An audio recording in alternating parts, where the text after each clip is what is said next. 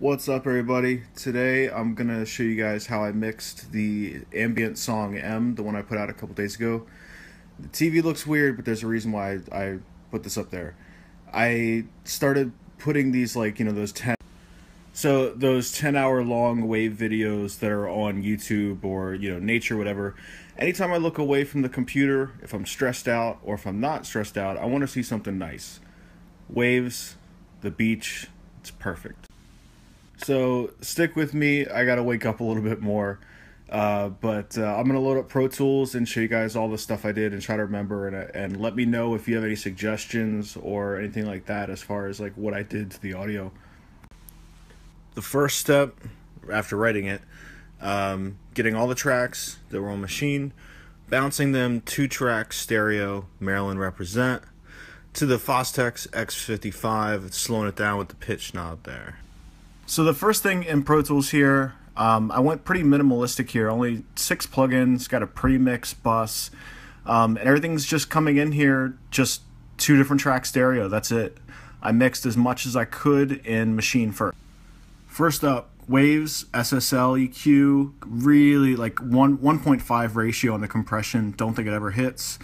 I notched out a couple of the, just a few frequencies that were a little weird. Another one from Waves using the Pultec emulator or whatever, and I just used the track warmer preset. Did a little bit of gain staging here actually. Oh, it's up to 9. Yeah, so I tried to get a lot of warmth out of this, took out the frequency. And I actually haven't used this too much, so I don't know all that much about it, so I kind of left it alone for the most part. I might have changed like a little bit here, but yeah, I definitely got a lot out of the gain staging, just trying to boost it up.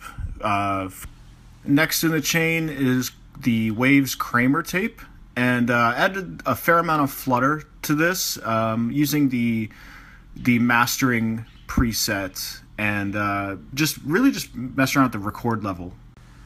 Next up is the Waves Abbey Road vinyl. I really never used this thing, but I thought it worked here. I tried it out, seemed okay. So started out with the Presence Booth preset and just kind of changed a couple parameters.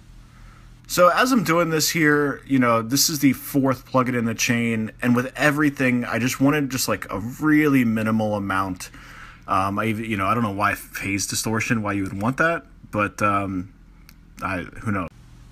Getting close to the end here, one of my favorite plugins in general, favorite compressor definitely, is the Waves SSL.